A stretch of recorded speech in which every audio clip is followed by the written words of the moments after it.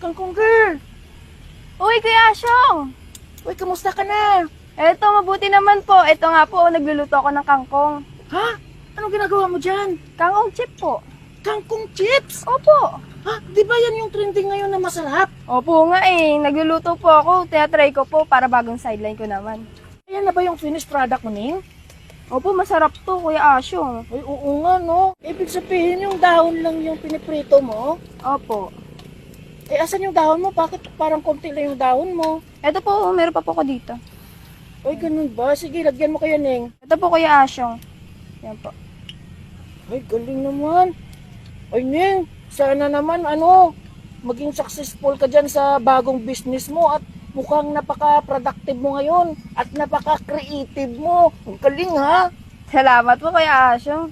Parang may napapansin ako. Ano po yun? Eh, mukhang ang buhok mo ngayon kakaiba. Opo, nagpagupit po ako. Mainit po kasi.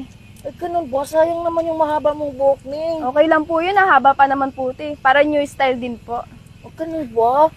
E di, maganda ka na niyan, Ning. Opo. Ay, ang galing. Ay, baka masunod na yung kangkong chips mo, Hindi Ning. po yan. Balik ta rin mo kayo at gusto kong tikman yan. Masarap po ito, Kuya Asyong. Ay, galing nga, oo nga. Mukhang masarap nga niya, Ning. At ako'y natatakam sa kangkong chips